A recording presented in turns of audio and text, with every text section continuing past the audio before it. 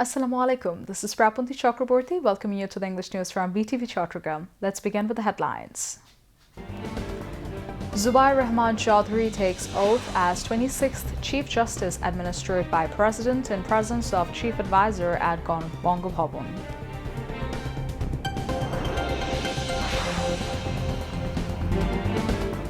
Chief Advisor Professor Muhammad Yunus orders to strengthen cybersecurity ahead of elections and referendum.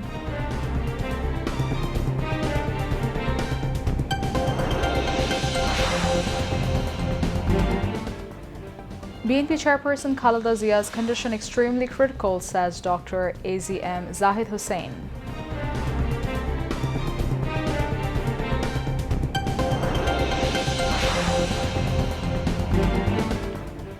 Over Sharif Osman Hadi's murder arrested, while charge sheet to be filed in next 7 to 10 days, says DMP Commissioner.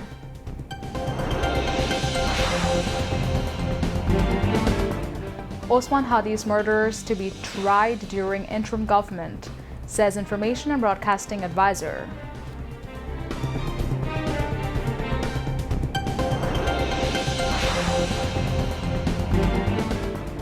Time for filing income tax returns extended by another month till January 31st of 2026.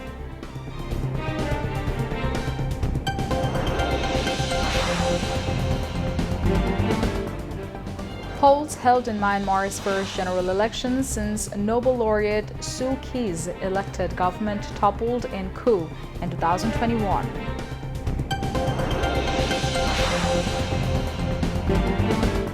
And Sylhet Titans beat Noakhali Express by 1 wicket in BPL.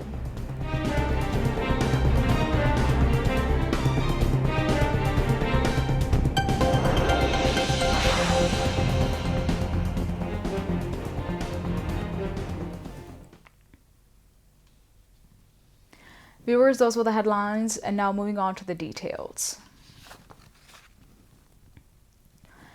Newly appointed Chief Justice Zubair Rahman Chaudhry took oath today. He was appointed as the 26th Chief Justice of the country. President Mohammad Shahabuddin administered the oath of office to the newly appointed Chief Justice at Darbar Hall of Bongo Bhavan in the capital. Chief Advisor Professor Muhammad Yunus attended the program. সশ্রদ্ধ চিত্তে শপথ করিতেছি যে আমি আইন অনুযায়ী ও বিশ্বস্ততার সহিত আমার পদের কর্তব্য পালন করিব। আমি বাংলাদেশের প্রতি অকৃত্রিম বিশ্বাস ও আনুগত্য পোষণ করিব। আমি বাংলাদেশের সংবিধান ও আইনের রক্ষণ সমর্থন ও নিরাপত্তা বিধান করিব এবং আমি ভীতি বা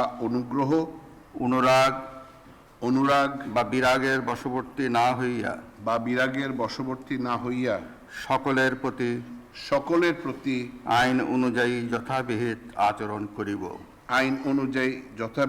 আচরণ করিব। After the swearing-in, Chief Justice Zubair Rahman Chaudhry signed the oath of office. Cabinet Secretary Dr. Sheikh Abdul Rashid conducted the oath-taking ceremony. Advisors, judges, chiefs of the three services, and high military and civil officials were present on the occasion. The National Cybersecurity Council Chairman and Chief Advisor Professor Muhammad Yunus directed to ensure all types of cybersecurity in view of the upcoming parliamentary elections and referendum. He gave this instruction at the National Cybersecurity Council meeting held today, presided over by him at the State Guest House, Jamuna, in the capital. The chief advisor said, focusing on the upcoming elections, information technology capacity must be increased and all types of cyber crimes must be dealt with strictly. He said the government is trying to bring all types of citizen services to the online platform. Many services are already being provided online in the country and abroad. To keep these services secured and uninterrupted, it is necessary to strengthen cybersecurity. The chief advisor instructed the concerned to consider the sectors of citizen services with special importance. He said the institutions, including Cybersecurity Agency, which will adopt cybersecurity measures, must regularly update their software and hardware. In addition, the manpower associated with these systems must also be made more efficient. He also said the organization and the concerned manpower should be brought under a rating system so that the actual evaluation of the concerned organization, including cybersecurity, is easy. The chief advisor also directed the National Cybersecurity Agency to play an effective role in ensuring that no one gets away with committing any crime in the financial sector. Legal advisors Dr. Asif Nuzrul, Special Assistant to the Chief Advisor in charge of the Ministry of Post, Telecommunications and Information Technology Faiz Ahmed Tayyab, Governor of Bangladesh Bank Hassan H. Mansoor, Member Secretary of the National Cybersecurity Council and Director General of the National Cybersecurity Agency, Dr. Mohammad Tayyibur Rahman, and other members of the Council were present in the meeting. BNP chairperson Khaleda Zia's condition is extremely critical as she is undergoing treatment at the hospital. She is passing through a very critical moment, said Dr. A.Z.M. Zahid Hussain, a member of the medical board formed for her treatment and also a member of the BNP Standing Committee. He briefed journalists on the ongoing treatment of Begum Khaleda Zia last night. Regarding Khaleda Zia's treatment, the medical board members said both local and foreign doctors are providing medical care to the BNP chairperson, and her daughter-in-law, Dr. Zubaida Rahman, is also involved in the treatment process. Dr. Zahid said BNP acting chairman Tariq Rahman, along with his wife, Dr. Zubaida Rahman, had visited Begum Khaleda Zia at the hospital for the second time a short while earlier. He spent a long time by his mother's besides. After returning from the UK last Thursday following a 17-year gap, Tariq Rahman went to the hospital to see his mother. After completing various programs throughout the day on Saturday, he again went to visit her. Dr. Zahid added that the BNP acting chairman has sought prayers from the people of the country for his mother's recovery while she remains in the ICU. He also expressed gratitude to everyone for the prayers offered so far for Begum Khaleda Zia. Dr. Zahid further said that Tariq Rahman has urged caution to ensure that there is no disruption to the treatment of Khaleda Zia or other patients admitted to Evercare Hospital. He has called upon party leaders and activists not to gather unnecessarily at the hospital. Police have confirmed that the main accused in the murder of Inqilab Moncho spokesperson Shohid Sharif Osman bin Hadi has fled to India as authorities prepare to submit a charge sheet within the next 7 to 8 days. 2 Indian nationals, Purthi and Shamim, have also been arrested by Meghalaya police in India for helping Faisal Karim Masood and his accomplice Alamgir Sheikh, accused in the murder of Shohid Hadi, escape to India. Dhaka Metropolitan Police Additional Commissioner S.N. Muhammad Nuzrul Islam disclosed the information today while briefing the media on the progress of the case at the DMP Media Center in the capital. He said the investigation into the murder of Hadi is nearing completion, with the charge sheet expected to be submitted within the next 7 to 10 days. So far, 11 people have been arrested in connection with the killing, 6 of whom have given confessional statements before the court under Section 164 of the CRPC, he added. Police said the murder was premeditated. Responding to questions, S.N. Muhammad Nuzrul Islam confirmed that the prime accused, Faisal Karim Masood, fled the country following the attack. He said Faisal and another individual escaped to India by crossing the border through Mymensingh. Police recovered 2 foreign pistols, 52 rounds of ammunition, a motorcycle, fake number plates, and checks worth 218 crore taka from 53 accounts, he added. Speaking at a press conference, Additional Commissioner of the Detective Branch of DMP, Shofiqul Islam, said several individuals involved in the killing have already been identified. However, he noted that not all names could be disclosed at this stage to protect the integrity of the investigation. Based on the findings so far, police believe the murder was politically motivated. Information and Broadcasting Advisor Saida Rizwana Hassan said the charge sheet for the murder of Osman Hadi will be issued by January 7th. At the same time, she assured that the trial of the murder will be completed within the time of the interim government. On Saturday, around 11 p.m., she went to the protesters in Shahbag and gave an update on the arrest of the killers. Dhaka Metropolitan Police DMP Commissioner Sheikh Mohammed Sajjad Ali was present on the occasion.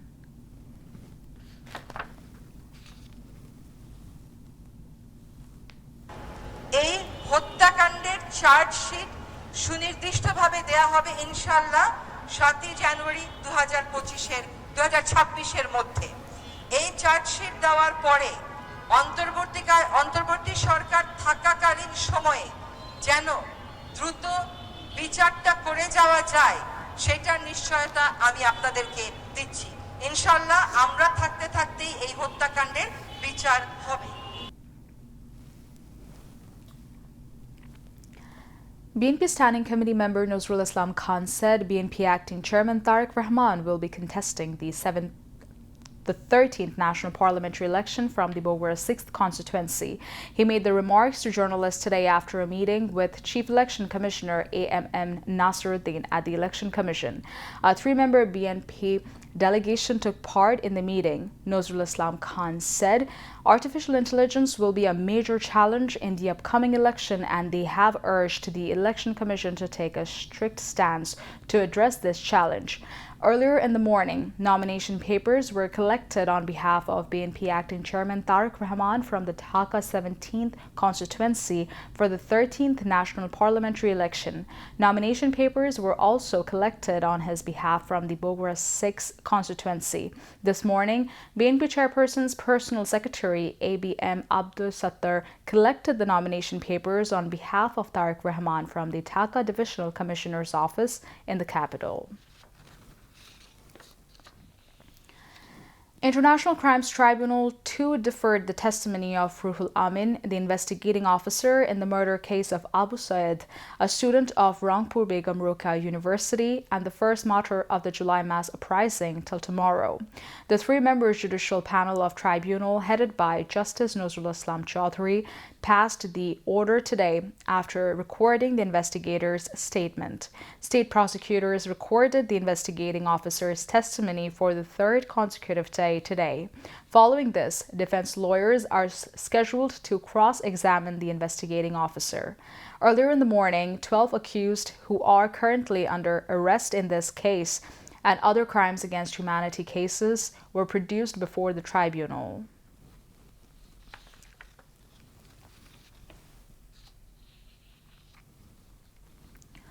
The government has extended the deadline for submitting income tax returns for individual taxpayers and Hindu undivided family taxpayers by another month for the 2025-26 tax year, according to an order issued by the National Board of Revenue, NBR. The return submission deadline has been extended from December 31st, 2025 to January 31st in 2026. The decision was taken in the public interest under the power conferred by Section 334 of the Income Tax Act 2023, with prior approval from the government. Earlier, the NBR had already extended the original deadline once from November 30th to December 31st, citing various practical difficulties faced by taxpayers. The latest extension aims to provide additional time to facilitate wider compliance and ease pressure on taxpayers. The NBR has urged eligible taxpayers to avail themselves of the extended time and submit their returns within the revised deadline to avoid any inconvenience. Now, international news.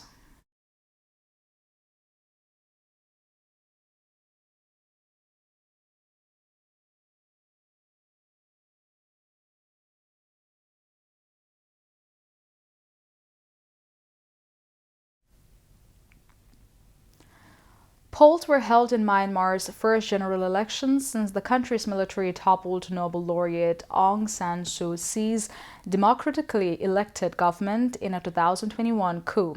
The heavily restricted election on Sunday took place in about a third of the Southeast Asian nation's 330 townships, with large areas inaccessible amid a raging civil war between the military and an array of opposition forces. Following the initial phase, 2 rounds of voting will be held on January 11th and January 25th, while voting has been cancelled in 65 townships altogether. In Yangon, polling stations opened at 6 a.m. today. The election has been derided by critics, including the United Nations, some Western countries, and human rights groups, as an exercise that is not free, fair, or credible, with anti-military political parties not competing. Iranian President Masoud Pezeshkian said the United States, Israel, and Europe are waging a full-scale war against his country. In an interview on the official website of Supreme Leader Ayatollah Ali Khamenei on Saturday, Pezeshkian said, "In my opinion, we are in a full-scale war with the United States, Israel, and Europe. They do not want our country to stand on its own feet." His comments came ahead of the meeting between U.S. President Donald Trump and Israeli Prime Minister Benjamin Netanyahu on Monday.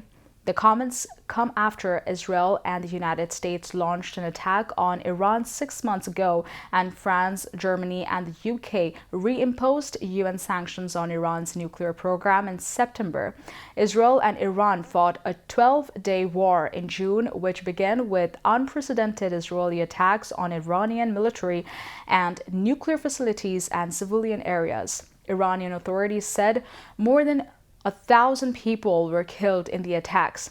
The United States later joined the Israeli campaign and bombed 3 Iranian nuclear facilities.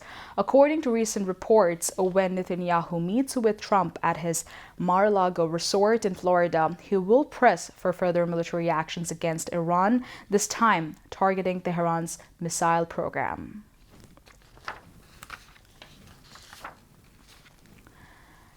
Somalia demanded that Israel withdraw its decision to recognize the breakaway region of Somaliland, denouncing the move as an act of aggression that will never be tolerated.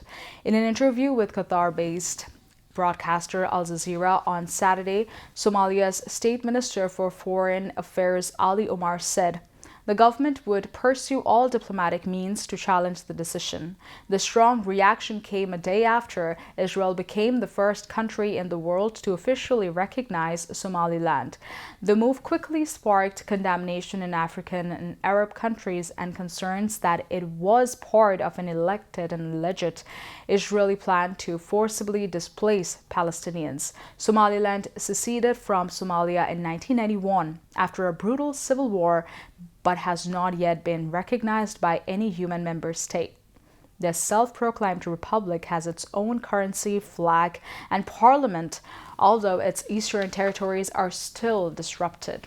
Omar elected and alleged that Israel's recognition of Somaliland was intended to further displace Palestinians from Gaza. The Palestinian Foreign Ministry also supported Somalia's position. They recalled that Israel had previously mentioned Somaliland as a possible destination for the forcible displacement of Palestinians from Gaza, which they described as a red line.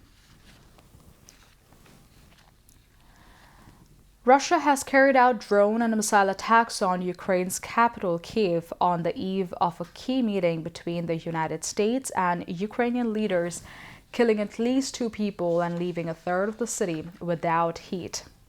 Russia's ballistic missiles and drones rocked Kyiv from the early hours of Saturday morning, when an air alert was in place for nearly 10 hours. The attacks killed a 71-year-old man in Kyiv's Dnipropetrovsk district and another person in the nearby town of Bila-Terska. Police in Kiev said at least 32 others were wounded in Kiev, including 2 children. Ukrainian President Volodymyr Zelensky said during the attack, some 500 drones and 40 missiles targeted energy facilities and civilian infrastructure. The Russian strikes cut power to more than 1 million homes in and around Kiev. Ukrainian Foreign Minister Andriy Sybiha said there was no heat in 1/3 of the capital, where temperatures hovered around freezing.